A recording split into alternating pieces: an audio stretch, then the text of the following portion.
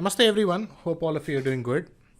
Now, every week on a Friday, I share something with all my clients. Of course, that has not been happening lately for the last 2 weeks purely because of back-to-back consultations. That is one reason. And obviously, even when I do have back-to-back consultations, I kind of make it a point that I at least allot a little bit of time, at least about 15 minutes or 20 minutes every Friday to share something with all of you, especially the clients. So that's not been happening, one, because of consultations, and most importantly, because of a little bit of normalization, which is kind of happening in my farms post the COVID crisis. So what is the weekly Friday sharing? It's purely based on the experiences that I get from all my clients. So every consultation is like an experience where you learn a lot of things, and you obviously want to share all these things with a whole lot of people so that they also can be benefited. So that's what the weekly Friday audio sharing is. So here what I thought I could do is a few questions which are kind of relevant, considering there is a Surya Grahanam which is coming up. So the commonly asked question is, what do we need to do for the Surya Grahanam? And a few other questions, not a whole lot of other questions, because then it would become a little overwhelming. Now, I honestly don't know, even this may be a little overwhelming for a whole lot of you. But still, a few other questions also would be added so that, they form the same thread and they kind of lead to the same answer. Okay. So the first question is from a madam who's a client, obviously, and she's asked this question. Do you know that just before or during the Mahabharata war, there was a triple eclipse? So Chandra Grahanam followed by the Surya Grahanam followed by the Chandra Grahanam, like it's happening now. Sir, received this from someone. Does this have significance? Also heard that this Surya Grahanam, if it is not very, very clear, I'm just enlarging the screen for all of you. I also heard that the Surya Grahanam is affecting the Rohini Nakshatram too. So obviously she is a Rohini Nakshatra native too. Anything that I can do from home itself? Will chanting the 108 names of Suryan work, or anything else to be done? Now, when she is referring to the 108 names of Sun, ideally, for people who are non-clients or who have not taken consultation, what actually happened is I got Mr. Nalin Desai, who's an astrologer based out of Bombay, I think, on one of the weekly audio sharings. And he shared the 108 names of Sun given by Lord Krishna to Draupadi. And I believe he got this as a manuscript or somewhere, some kind of a manuscript from Nepal. And he suggested me to share it across with all my clients. Of course, it is actually even popular in the YouTube now, which has been shared by a whole lot of other channels, or one particular channel, by the way. So what is it supposed to do? It is supposed to address issues pertaining to Pitru doshas. So yes, considering the Surya Grahanam, you can definitely use it. But let's also look into the first question that madam had, that is about the Mahabharata and the eclipses. So the eclipse that she's referring to is ideally not an eclipse. It is ideally something that Lord Krishna did using his Sudarshana Chakra in order to trick Jayadratha, in order to avenge the death of Abhimanyu. So that is what had happened. So if you look at it verse by verse, line by line, in the text, or he mentions that, I will create an eclipse. And he creates an eclipse. For him it is an eclipse using a Sudarshana Chakra, wherein they think it is a sunset. So they think it is a sunset. So obviously it is a creation of an eclipse by Lord Krishna using the Sudarshana Chakra, which they think that it is the sunset. So obviously it is not an eclipse for them, owing to which they actually are able to avenge the death of Abhimanyu by slaying Jayadratha. So that is one part. But again, the reason I'm taking up this question is, one, there is something to do with eclipse and, something to do with unrealism. You're thinking something which is not really real, and you're thinking that to be real. So that is the baseline of eclipse. Of course, I will be telling you all of that as we move on. So basically, considering the current cycle of eclipse, or considering, what is ideally going to happen now, And a whole lot of people ask me about, COVID crisis, the current pandemic, when it's going to end. My simple, safe answer, by the way, is very, very straight. It is just that as an astrologer, I don't really get into the mundane aspects of astrology. One, because my day to day consultations are full. It's with people like you. So it's my clients, it's you people who are my chief minister, prime minister, India, USA, Singapore, whatever it is. So if you ask me about these countries, I don't know anything about that. If you ask me about the pandemic, I wouldn't know about that. If you ask me what's going to happen to the chief minister or the prime minister of the state, or what's going to happen in the US or India, I wouldn't know anything about that, because my entire time is just focused on the clients like you who I serve. So it's more about, getting into your charts, getting to know about what's in for you rather than what's actually happening around me, honestly. But, considering mundane aspects of astrology, one of the best classics that one can refer to is obviously the Brihat Samhita, and Brihat Samhita by Varahamira. So the way he got his name itself, Varaha, has a definite significance to what we're going to be talking today, because Varaha itself means boar, and boar kind of relates with Rahu. And considering the current situation, we are definitely going to be referring to the Brihat Samhita, verse number 38, where it is clearly mentioned that should a lunar eclipse take place at the end of the next fortnight after a solar eclipse, the pious and peace loving people would perform many sacrifices and be blessed with the fruit thereof, and all the subjects would be happy and contented. So, that in a way is actually a good news, because what's going to happen now is that we have a solar eclipse which is coming up, which is on June 21st. Of course, I would take you through the date, timing, and all of that. But shortly after that, we would be having the penumbral lunar eclipse on the 4th, 5th July.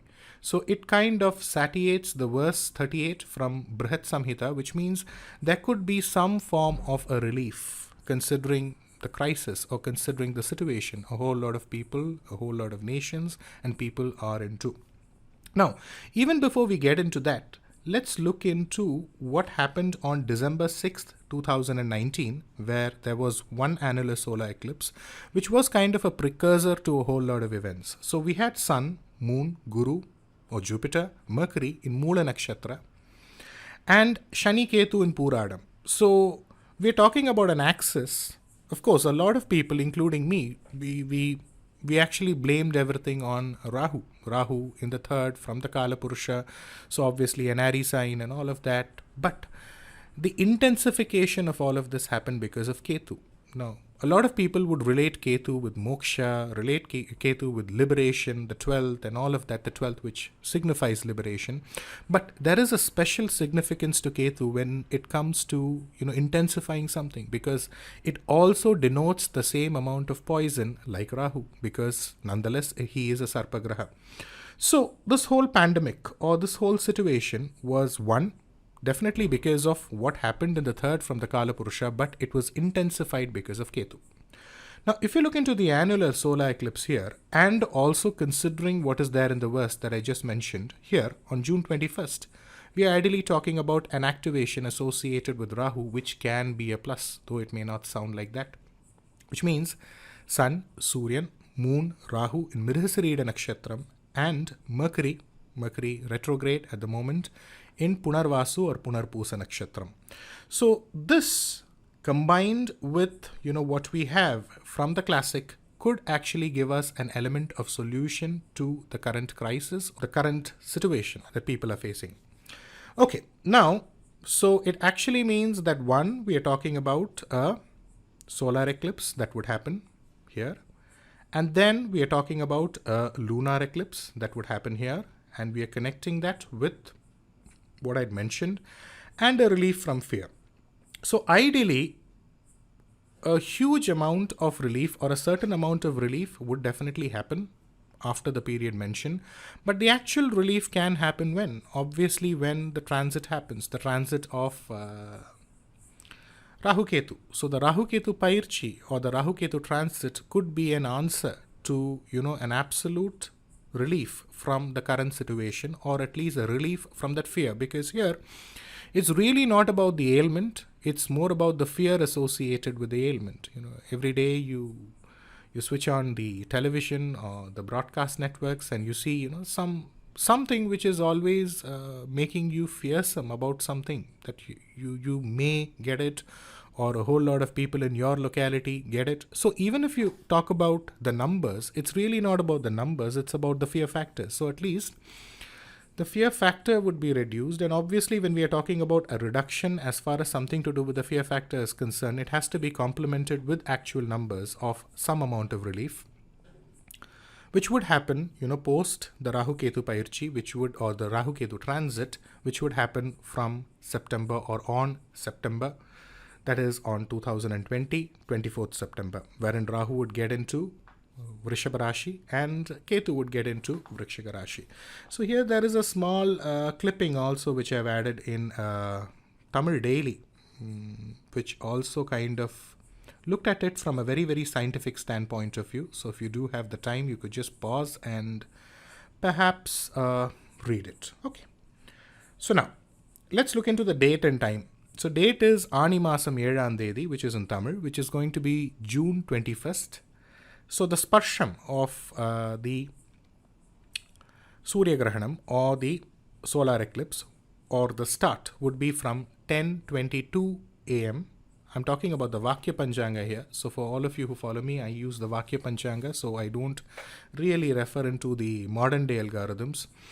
So it's the Sparsham time is going to be 10:22 a.m., which is good for darshanam to a certain extent and to have a bath or snanam.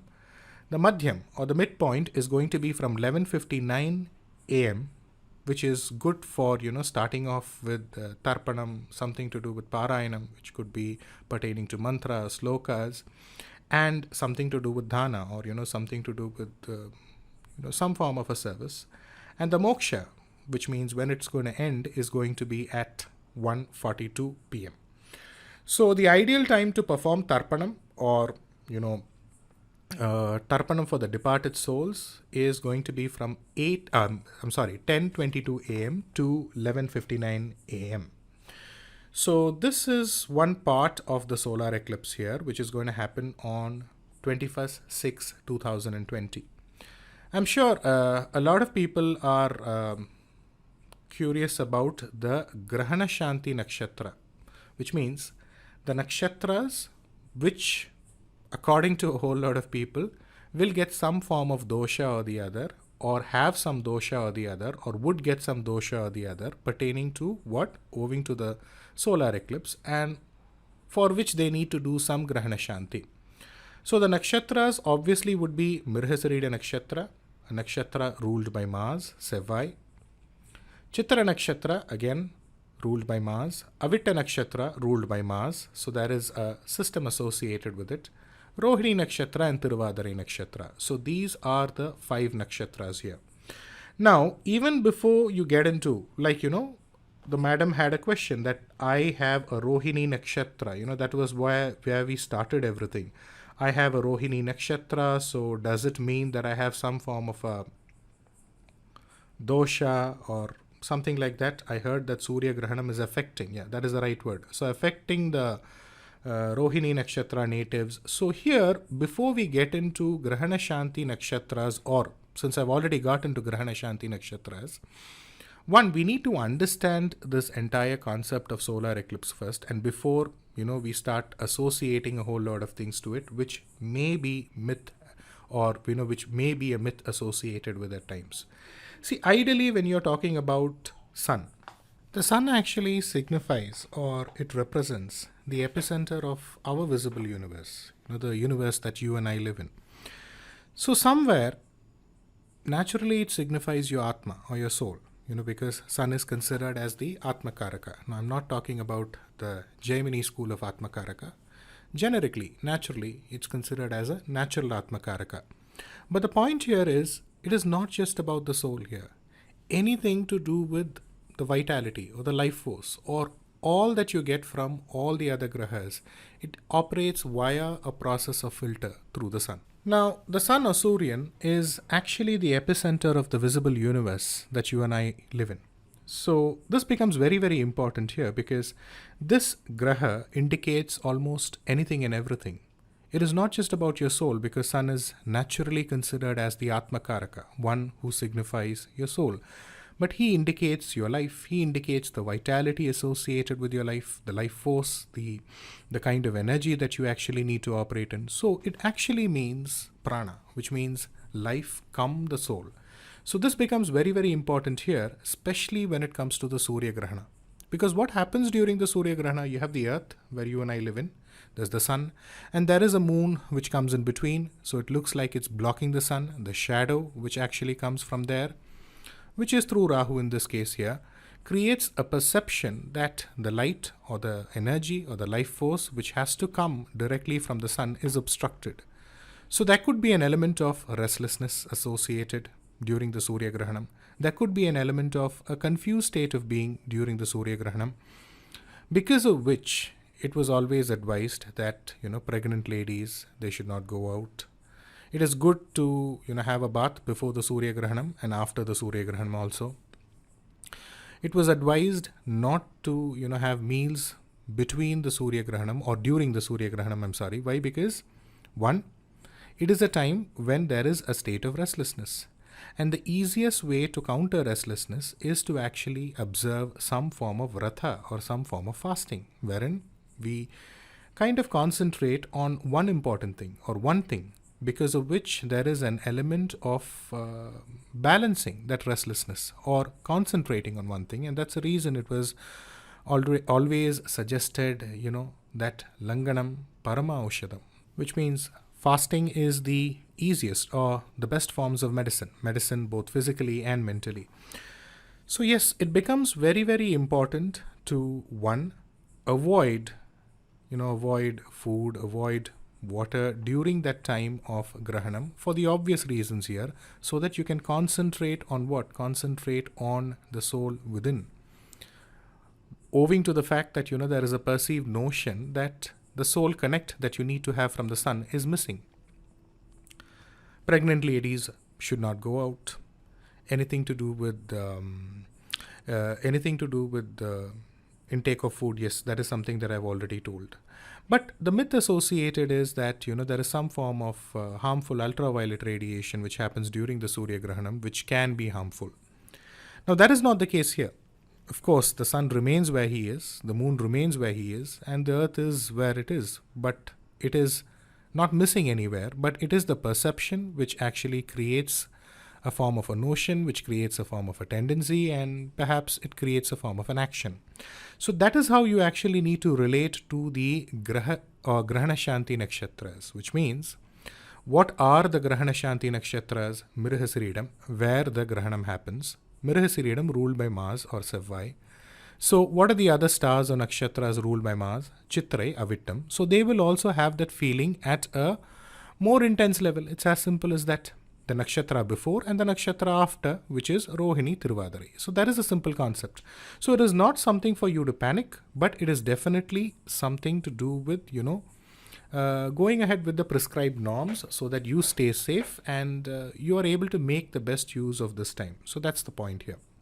Now, there's always a practice of adding some amount of tulasi or adding dharbai grass to food, to water especially, in order to avoid what? In order to avoid any forms of bacteria setting in or fungus to actually set in. Why? Because here the fact remains that there is a sun, there is a moon, there is earth, nothing has actually changed, but the fact always remains that the usual bandwidth of light which has to reach the earth plane is lessened to a certain level. So when there is a lessening of the bandwidth, there is an obvious probability for bacteria and fungi to actually develop and set in, because of which it actually creates problems to your health, creates problems to your digestive system. So again, that's the reason it was connected with you. Preferable for you to fast, preferable for you to be safe when it comes to food, because it could lead to digestive disorders. It's as simple as that. Now again, the question also could be, Mirasiridam, Rohini and the other nakshatras, is it that, it indicates a very tough time ahead for them? No. Going ahead with something like that, or going ahead and predicting something based on an eclipse for the nakshatras, or ideally the individuals who belong to the nakshatras, is definitely not a done logic here, because in that way you can just base the destiny of a whole lot of people based on 27 nakshatras or 12 rashis, and that really does not happen, which means this is almost like a marketing gimmick at times. And I don't think it is fair to actually go about and compartmentalize the entire population in the world based on just 27 nakshatras or based on 12 rashis. That is simply not the way it works. So if you're talking about predictions based on grahanas, or predictions based on even rashis, or predictions based on rashis per se, per transit, they work to a very, very minimal extent, because what actually happens to you is purely based on your birth chart, which means it is not that every Mirhasirida Nakshatra native has to have the same kind of a situation which has to operate in his or her life. It can be different, which means this part of predictions should be omitted. But obviously, considering the fact that very, very shortly, again, I'm referring to the Vakya Panjanga, where there is a transit of Shani which would happen on December. So for a whole lot of people who are confused, who would come up with this, that, I thought there was already a Saturn transit which happened to Makara Rashi. No, as per the Vakya at least, December is the time when the actual transit of Saturn would happen to Makara Rashi. So obviously, natives who belong to the Mithuna Rashi, obviously something to do with the Ashtama Shani would automatically set in. Again, predictions should not be bluntly based on the Ashtama Shani. It purely has to be based on what is there in your chart in terms of where it is placed, which bhava it controls, looking into the Ashtagavarga points, and then coming into a final conclusion as to whether something to do with all of that would work or not.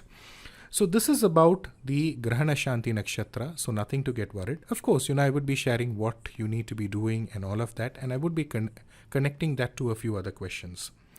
So having said that, if this is the way it is, why is it that, we are actually told to, stay at home, do some form of puja, vrata, do some form of mantra parayanam, all of that during this point in time? Very, very simple.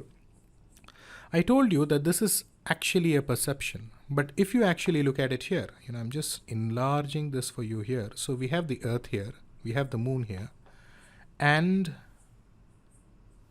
so we have the earth here, we have the moon here, and we have the sun here. So if you look at it, it is on one straight axis. And if you look into the South Indian chart, which is very, very easy to understand, by the way. So in the South Indian chart, you will see the sun, moon, and you would see the sun and moon in one box or in one zodiac sign. So it actually means the perception is that the sun is away from you. But the reality is there is a possibility for, or there is a scope for a lot more receptivity to happen. So owing to this receptivity, this is a very apt time for you to actually connect to your inner Atma or your soul, which means anything to do with your inner soul, anything to do with your ancestors, because that is when the ancestors are considered to be very, very close to the earth plane. That is during the Amavasya time. Sloka Parayanam, which means anything to do with reciting slokas or being initiated into anything to do with mantras or slokas, is a definite good time. And it is also the time when the Lord himself, the reason something to do with shutting temples or not allowing temples to open is not because the deity is not potent. It is potent. It is more potent during that time, because that is the time when the energy of the deity is being amplified to a certain extent in order to be open after a certain point in time, obviously after the grahana, to serve even better or to serve at the utmost level of potency at that point in time. So it is almost like the level of receptivity is very, very high during the Surya Grahana times. So when you fast, you are creating an element of focus. And again, when you fast and when you initiate something to do with what? Something to do with any slokas. So people come up with this sloka, that sloka, any mantra is fine. If you're being initiated into a mantra or a sloka, that is wonderful. So any sloka or any mantra, which can be in the form of a Vishnu Sahasranama or Aditya Hridayam, or just like the madam told, based on the weekly sharing, the 108 names of sun, all of that. Of course, performing Tarpanam, or whoever is responsible in your family to perform Tarpanam to the ancestors, that also becomes very, very important. Now, when it comes to the Parihara, when it comes to the Grahana Nakshatra or the Grahana Dosha Nakshatra, I don't think that is the word to use, but the Grahana Shanti Nakshatra, let us keep it that way. Offerings, offerings related to what? Related to the Grahas here, which means offering wheat. Wheat means what? Sun. Coconut with the shell, that automatically denotes Rahu, so automatically that. Ulathambarpu or urad dal, that denotes Rahu. Horse gram denotes Ketu. Banana denotes Guru. Beetle leaves, Mars, because Mangala Purul. And Araka nut, Araka nut, that actually denotes something to do with Rahu. So automatically a combination of all of this, which can be done as a dana, is definitely good for whom? For the nakshatras mentioned here, and for everybody also, by the way. So that is also one thing that you can actually follow. Now, is that all that you need to be doing? Now, this is where I would like to, kind of get into a few other questions that I got from a few clients. One, let's look into the question here and let's connect it. Let's connect the dots and see what is something that you can start doing right from this Surya Grahana onwards, which could perhaps not just be something that you can do for the Surya Grahana alone, but you can do it throughout, considering the times that are yet to come. One, I did tell you that, there is going to be some form of a relief out of fear. But considering a whole lot of other things, which I would be talking to you about very, very shortly after we get into this, there is something which can be integrated into a daily routine, which you can start from the Surya Grahana onwards, which can actually go about and impact your life positively and impact a whole lot of people's life positively. So the question here that I have from one of the clients here is just an opinion. Since COVID-19 lockdown changed many dynamics of our lives, is there any fresh processes to follow and get started so that we have better confidence and strength and also succeed irrespective of the odds? So it just goes on. And the temples are being locked as well. A simple mantra japams at home, which we can do, which should be helpful to many, should have asked it earlier itself. So basically he's telling me that, post the COVID crisis, or considering the ongoing COVID crisis, is there something that we can follow in order to just come out of the situations that we are into? Obviously, we're talking about people, a lot of people losing their jobs, businesses dull. So is there something associated with that? That is one question, which is right here. And there's also another question here. Now just let me see if okay. So this is one question here. And there is also one more question that I have from another client. And this question here is, she had asked me this question just after this client had come up with a question. And this question here was about, Namaskaram, I wanted to check, does the current elephant thing, so she was obviously referring to the sad plight of an elephant in Kerala, where the elephant, a pregnant elephant, had to lose its life or lost its life. So she was saying if there is some form of a relevance or there was some form of a connection, or she was asking this question, does the current elephant thing not very similar to the Gajaraja story or the Gajendra Moksha story? So for people, no, I don't want to kind of overwhelm you with this Gajendra Moksham story. I think you can just Google it. You would be able to get loads of information about it. Of course, you're more than welcome to ask me. Obviously, this is going to be shared to the clients, and obviously it's going to be uploaded on the YouTube space as well. So you can type in the comment section and I would support you with the story behind it. But obviously, she was trying to ask me if there is a connection. First of all, Kerala is a land of elephants. So you would find more than one elephant story. But what happened to the elephant is definitely a very sad plight. But when it comes to astrology, there is something called a Sagunam. Sagunam is like something like an augury or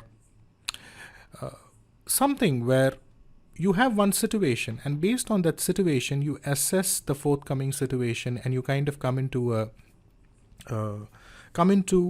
gauging, as to how certain things would pan out as far as the coming times are concerned. Which means, ideally, what is the elephant? Elephant actually represents Guru. Elephant represents also the 12th bhava from the Kala Purusha. Elephant trying to, eat a fruit. Fruit generally means moon or Chandran. And if you're talking about moksha here, moksha is always related to water or watery signs. So the moksha rashis, what are the moksha rashis? We have Kadaka Rashi, Vrikshika Rashi, and the Meena Rashi. They are all considered as moksha rashis, and they are all watery signs. Fruit is moon. Crocodile, crocodile story, we are talking about the story of Gajendra Moksham here. So that is Ketu. Ketu actually signifies moksha. Pineapple is a fruit, moon. So I don't know if you actually would be getting it, but the thing here is pineapple is the fruit which actually signifies, or which is signified by Chandran. But actually it also means Mars and Ketu. Mars actually also signifies firecrackers. So the Sagunam here, Sagunam means what? You're looking at something which is going to happen, and based on what's happening now. Of course, the story is not as it is, because the media always has its way of blowing things out of proportion. It is not that, somebody literally wanted to feed the elephant. So it could just be a mistake. It was meant for something else or somebody else. And unfortunately, the elephant ate it, and it had to go through this. But here, if you just look at this diagram here, this elephant actually represents the Guru or Jupiter. I will tell you why I'm getting into Guru here. I don't know if it is visible in the red color, but okay, let's keep it white here. So this elephant here represents the Guru, or the element of Guru. Here water signifies moksha. See, moksha or salvation is not just that you're looking at something from a very, very spiritual standpoint of view. You want some form of a liberation. And he eats the fruit, which is moon. He thinks it is a fruit, but it is actually not a fruit. It is, a fruit which is, I think inside the fruit there is some firecracker or something. It is actually a Mars. Now, if you look into what I'm trying to kind of get into here, it's very, very simple. Maybe, this current pandemic, or at least the fear associated with the current pandemic, or the normalization of routine may happen. That is one part of it. But if you look at India, a lot of times when I see a lot of astrologers talking about India, the destiny of India, the future of India, obviously we are talking about the chart of India casted as per our independence. So as per the independence is obviously, it's a no-brainer. We are ideally referring to a Rishabha Rashi. Rishabha Lagna, I'm sorry. But is it really a Rishabha Lagna, or could it really be a Rishabha Lagna? Because it's not about, using mathematics to come into an astrological inference or an astrological observation. It's about an observation which leads you to a mathematical inference. So that's how an astrology needs to work. So ideally, if you associate India, or you associate India with something, what do we associate India with? We associate India with the religion, Hinduism, culture, Sanatana Dharma. Not just Hinduism, the ability to kind of accept everybody as they are. There are so many instances where people from a whole lot of other regions, religions, found their sanctuary in the Indian subcontinent. So it actually signifies an element of benevolence, dharma, peace, all of that. So ideally, it's more about Guru rather than a Rishabha, which is actually ruled or which is actually controlled by Venus. Not that, Venus is not benevolent. It requires a lot more benevolence to teach the Ashuras something. But here, if you look at India itself, the history, the legacy behind all that is, it is obviously about Guru. So there is a lot of Guru Tattva associated with India. It does not necessarily mean that, I'm trying to say that the Lagna of India is not Rishabha. No, honestly, I'm trying to actually say that because a Lagna can be construed in so many different ways. So, ideally, if you look at it, the Lagna would be the ninth from the Kala Purusha, if you actually look at it, which ideally would be Dhanusha. Now, the reason I'm telling you that is one, whether you agree with it or not, that is absolutely okay because everybody needs to have their own fair share of opinions because, it's a free world. So that's the way it ought to be. But the fact is that, something to do with the Guru Tattva, of which, of which is associated with India and which India associates itself with, is not really going to be in the best of positions very, very shortly. So here, Guru, very, very shortly, as soon as the transit of Guru happens, Guru is going to get into Makara Rashi. And Makara is the sign where Guru is actually getting into a complete debilitation.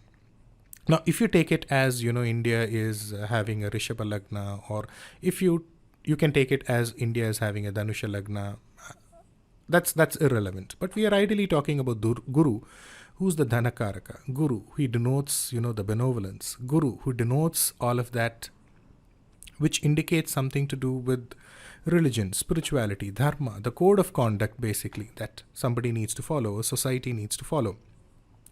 That is getting into a nicham, or that is getting into a complete debilitation. That's right here. This is here in this diagram here. Which means, this is definitely not a good sign. So when you see a whole lot of astrologers, elite astrologers, predicting about earthquakes, predicting about, a future where there could be wars, or, there's already something to do with all of that in the progress, yes, that does seem to be right. But of course, I want to play a very safe card here, and I would want to say that, that could be there, and there would be something associated with that. But the intensity, that is what actually matters here. The intensity can easily be nullified here, or would be easily nullified here, because the moment a guru gets into a debilitation, that is definitely a bad sign. And that's the reason I came up with the story of an elephant, the elephant represented by Guru. This elephant is supposed to be in the forest, and he comes to this, the forest that we have created, which is with buildings, people. So that is a forest. And when we are talking about Makara Rashi, we are ideally talking about a thick forest. Now, when we are talking about a thick forest here, we are not referring to the thick forest in the sense it is a jungle. We are talking about the thick forest infested with human beings, where it is all about survival. It's all about action here, because that is where Mars gets into an exaltation. It's all about Shani here, because, it is about a closed space. There is something to do with borders. There is something to do with boundaries. There is something to do with an element of restraint. So within this boundary, within this restrictive environment, you need to perform. So the only two grahas that you need there is Mars, which indicates action, and Shani, which indicates what? Within this framework, you need to actually go about and follow a set pattern of rules. You cannot get too creative out of the box. You need to actually follow a regimented routine or a strict routine, and because of which you will get results. And that is what the Makara Rashi is all about. And that's the reason Guru is not very, very happy out there, because Guru is all about, being that expansive person, trying to, become this person who gives a lot of gyan, who wants to guide a whole lot of people, who wants to give advice, wisdom, knowledge, and all of that. But this is simply not the place for it to be in. So ideally, now you need to look at the situation that India is going to be in, one. And also from the Kala Purusha. Now, let's exclude the fact that, let's say it's my opinion that, I'm talking about the Guru and Guru Tattva and all of that associated with India. But even if you look at it generically, for the world over, for the world in general, the ninth from the Kala Purusha, the ninth is considered as your Bhagyasthana. Guru indicates Dhana Prapta. Guru indicates something to do with the goodness in general. It could be all the goodnesses or all the subhikshas that somebody needs to enjoy in life. If that is not very, very strong, then maybe this part of what I told you, that, all of this is going to subside in the form of the fear associated with the current situation pertaining to the pandemic. But at the same time, when it comes to money, when it comes to dhana, when it comes to the goodness that people need to have, when it comes to the faith that people need to have amongst each other, nations needs to have amongst each other, there would be an element of sliminess associated with people around. There would be an element of the inability to believe people around. All of that would be pronounced at this point in time. Now, why is it that we started with the solar eclipse and we are coming here? Because this is something that you can actually start during the solar eclipse. Because here, the grace to Guru or the ability for Guru to function is going to happen, one, because basically we are talking about Guru getting into that Kendra. So again, it qualifies for an element of comfort. But most importantly, very, very shortly, again, for all of you who follow the Tirukanidam or who follow the modern algorithms, for you, Shani is already there in Makara Rashi. But for me, I'm waiting for my Shani to actually come to Makara Rashi, which is going to happen on a December. So the moment a December happens, the moment we are ideally talking about a Pairchi of Shani, which happens in Makara Rashi, this automatically qualifies for a Neecha Bhanga, which means what? The inability with which a guru is going to function is actually going to be insulated to a certain extent because of Shani. And what better way to connect with Shani than something to do with connecting with Sri Anjaneya or Hanuman? And the easiest, the best, the most potent way of actually connecting with Sri Hanuman or Sri Anjaneya is to actually go about with a Sundarakanta Parayanam. So that actually answers this client's question here, where he asked me this question. Let's look at this question once again. Yeah, just an opinion. Since COVID-19 lockdown has changed, so he was basically telling, can you just give me one quick short solution which I can do, which can perhaps, safeguard my interest, better my business, better my whatever prospects post this COVID situation. So obviously he's into business, so he needs something to come out of his current situation. And obviously, the thread is linked here with what another madam had asked, something to do with Gajendra Moksham. So my take on the Gajendra Moksham was not literally a Gajendra Moksham where, people manage to, kind of do something to an elephant or a poor elephant, because it was not the people's fault literally, but, at the end of the day, something bad happened to the animal. So that is really bad. But the fact is, the association of the elephant with a guru, that is what actually is what I was trying to convey. And where does the elephant find his solace or his moksha? In the water. And where would you find your solace, or all of you find your solace? You would find your solace in something to do with Anjaneya Varibadu, or something to do with worshipping Anjaneya. And what better way? Now, Sundarakanta Parayanam, obviously there are special days when you can do, days associated with Anjaneya, days associated with Lord Rama. But if you have the Shraddha or Bhakti or whatever, any day is a potent day. And as long as you have the devotion, yes, this could also be a time, I'm talking about the eclipse time, wherein you can start with the Sundarakanta Parayanam. Again, it could be chapter by chapters, which could be for 16 days. 16 days, you just take up one goal. It could be about your pursuit for something pertaining to your career, something pertaining to a marriage, because Guru again signifies marriage. So marriage could be getting delayed. Childbirth issues, that could have some problems, because again, Guru signifies that. So that is one part of it.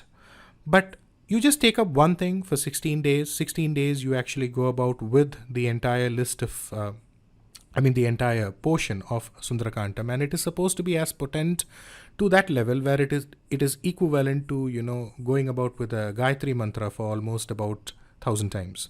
So the strength that you need, the intelligence that you need, the courage that you need, and the success that you need, because that is what Sundarakantem is all about. It is about Lord Anjaneya, who's given this unimaginable task of, finding Sita Devi in the forest somewhere, unknown land. He goes, the path that he goes through, and how he accomplishes the task. And it is not just about accomplishing that. It is also about initiating a process of what? of that war in order to close this entire situation. Remember, he actually goes about and burns Lanka. So all of that is actually the sum total of Sundarakanda, which means it is about strength, it is about the intelligence, it is about the courage, it is also about getting off this dull situation where you have to be spacey because of Guru getting into a debilitation. This is not the time to be spacey, it's about taking that action within that situation that you are into, which means you may be into a very constrained situation or a restrained situation, but you need to do something, you need to take some action and not sit there. But again, it has to be the right action. So in order to create avenues for you, in order to take the right action, what better than going about with regularly doing something to do with the Sundarakanta Parayanam. Of course, for this eclipse, I've mentioned chapter 3, chapter 15, chapter 27, chapter 36. Each of these chapters have their own significance. Chapter 36, I think I've told you that. Chapter 51, 54, 61. Obviously, all clients would be getting this thing entirely in the PDF format. For the rest of, I honestly don't know, how many of you are going to even watch this video, because I think it is absolutely dry for somebody to watch in here.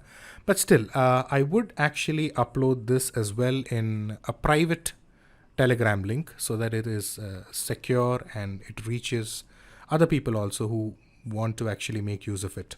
So that is one thing. The second thing is, once there is a little bit of ease in the lockdown, the one thing that I usually tell a whole lot of people to do, a whole lot of my clients to do. So let's say, for example, I have a few consultations. Let's say I have, about 10 consultations or something.